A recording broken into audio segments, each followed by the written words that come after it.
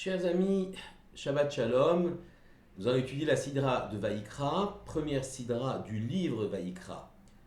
Ce terme Vaïkra signifie il a appelé, l'Éternel appelle Moïse Moshe. Et cette Sidra, bien sûr, est presque exclusivement consacrée au culte des sacrifices que l'on appelle les korbanot. Ce texte est assez déroutant pour celui qui cherche dans la Torah un modèle de vie ou des enseignements de haute spiritualité. Ce culte détaillé est essentiellement technique et on a l'impression que cette activité relève d'un autre âge aujourd'hui révolu. Maïmonide, le Rambam. Maïmonide est un grand médecin, philosophe, rabbin au Moyen-Âge. Eh bien, lui-même, il indique dans son livre, son ouvrage philosophique, Moreh Nevuchim, le guide des égarés, que les sacrifices sont une concession à la faiblesse des enfants d'Israël.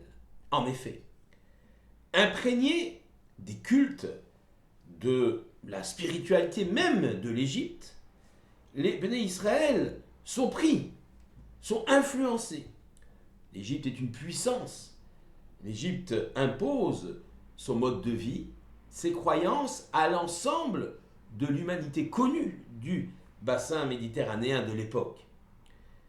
Et les Hébreux ne peuvent pas concevoir de servir Dieu autrement que par le culte des sacrifices, eux-mêmes pratiqués par les Égyptiens.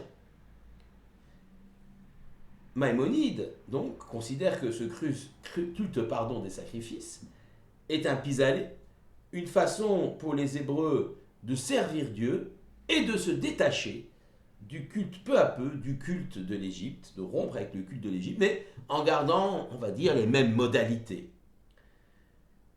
Autant dire que Maïmonide s'attire les foudres de tous les autres commentateurs, et à commencer par Nachmanide, le Rambam. Comment disent les autres rabbins? Il n'est pas possible, on ne peut pas admettre que des prescriptions de la Torah ne relèvent que d'un pis-aller. D'ailleurs, Maïmonide lui-même prend le contre-pied de son propre enseignement. En effet, dans un autre ouvrage, plus grand, plus majeur, qu'on appelle le Mishneh Torah, la deuxième Torah, la Vis Torah, qui est son code de loi monumental, fondamental, il détaille avec précision toutes les lois des sacrifices, semblant leur donner une valeur en soi. Alors, c'est de comprendre pourquoi d'ailleurs Maïmonide lui-même a deux attitudes. Dans Mishneh Torah, il annonce et explique l'importance des sacrifices et il en détaille les lois et les règles, alors que dans Moreh Nevuchim, l'ouvrage philosophique, Mishneh Torah a été écrit en hébreu, mais Moreh Nevuchim, l'ouvrage scientifique, a été écrit en arabe, justement pour s'adresser aux perplexes, à ceux qui sont éloignés du judaïsme et qui ont perdu la compréhension de la langue hébraïque, donc il s'adresse à eux en arabe. Là-bas, il donne une explication logique au culte des sacrifices. Peut-être que pour Maïmonide, effectivement, l'explication n'est pas la même selon qu'on s'adresse à quelqu'un qui est totalement engagé dans le judaïsme et quelqu'un qui en est beaucoup plus éloigné, à qui il faut apporter des raisons logiques. Et c'est pourquoi il affirme que les sacrifices sont une sorte de pis-aller, mais dans Mishneh Torah, là, il leur donne toute leur importance. Mais revenons donc à la signification possible de ces sacrifices. Sacrifice, korbanot en hébreu, singulier c'est korban, le mot korban, un sacrifice, vient de l'hébreu karov, ce qui veut dire proche. Ainsi, les sacrifices sont un moyen de rapprocher l'homme dont son créateur. N'y a-t-il pas des moyens plus simples ou plus spirituels pour réaliser un tel rapprochement? Certes, dans la notion de sacrifice, il y a une idée de don de soi, d'offrande, de geste généreux. L'homme prend en effet sur ses biens pour offrir quelque chose à son créateur. Au-delà des déclarations d'amour et de prière, il y a ici dans le sacrifice un geste concret. Le korban au temple de Jérusalem avait une autre fonction essentielle, celle d'unifier tous les éléments présents dans la nature. Le monde animal était présent par la chair des animaux sacrifiés, le végétal par l'offrande de farine et d'huile, qu'on appelle mincha, le minéral par le sel, saupoudrés sur la viande des sacrifices. Et tout ceci était apporté par l'homme.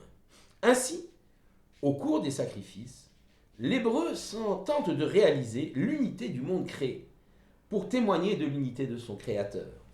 Il s'agit, en effet, d'une reconnaissance du fait que chaque élément intégré dans le monde va retourner, on le ramène à sa source créative, à l'Éternel, on lui rapporte symboliquement ces différents éléments. Le sacrifice simule donc la tâche que le juif doit accomplir ici-bas, dans ce monde. Vivre dans un monde matériel, certes, mais lui donner une cohérence. Rassembler les différents éléments, les différentes pièces du puzzle dans ce monde pour donner une valeur, une cohérence, un sens dans le monde dans lequel nous sommes en train de vivre. Et ainsi nous témoignons que le monde provient d'une source unique, d'un créateur. L'étude de la Torah permet de comprendre l'univers qui nous entoure, de savoir que tout a un sens. Les choses n'ont pas été créées au hasard.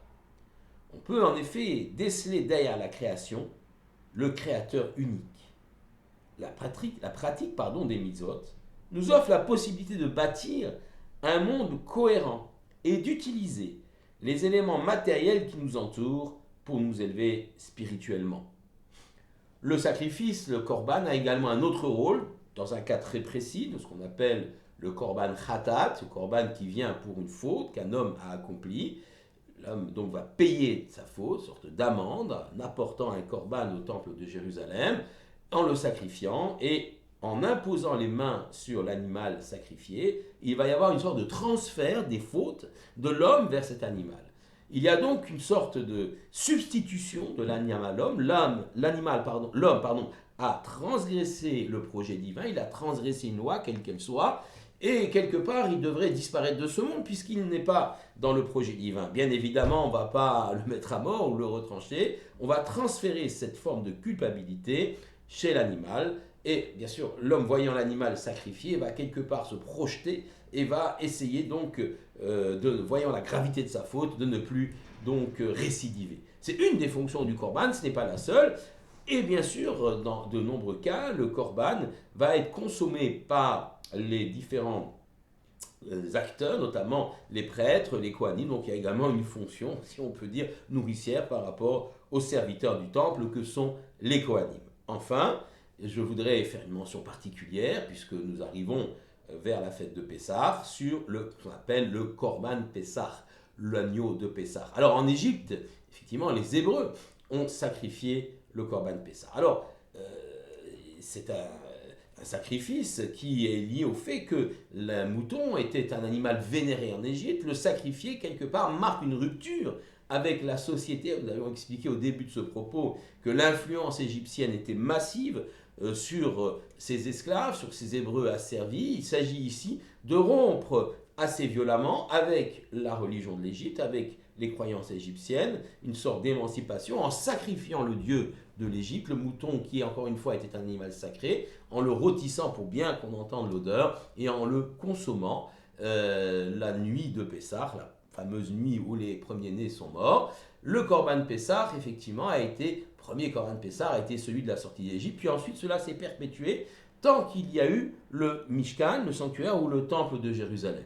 Depuis que le temple de Jérusalem a disparu, eh bien, nous ne pouvons plus consommer le korban Pessah, l'agneau de Pessah, et nous le remplaçons par ce qu'on appelle la matzah de l'afikomen, la matzah qui se trouve qu'on mange à la fin du repas du Seder, de la nuit du Seder. Donc, il y a aussi dans ce korban Pessah une vocation d'émancipation, de libération, de rupture par rapport aux habitudes que les Hébreux avaient en Égypte, et aussi, même pour nous, même si nous ne mangeons pas l'agneau de Pessah, le symbole est fort, une sorte de rupture, de libération par rapport aux asservissements divers que nous avons pu vivre pendant l'année avant ce Pessah qui va être véritablement libérateur. Alors évidemment, aujourd'hui, le Beth Amikdash, le temple a disparu. Mais le simple fait de lire et d'étudier cette sidra de Vaïkra nous plonge dans l'atmosphère sainte du sanctuaire, du Mishkan de Moïse ou du temple de Jérusalem, et ceci nous est comptabilisé par le Tout-Puissant comme si nous avions offert nous-mêmes ces sacrifices. Ainsi, et c'est intéressant, les petits enfants juifs ont l'habitude de débuter l'apprentissage du Chumash, c'est-à-dire de la Torah, les premiers versets qu'ils vont apprendre, quand ils savent déjà lire, donc les premiers versets qu'ils vont apprendre, qu'ils vont étudier, eh bien ce sont les versets de Vaïkra.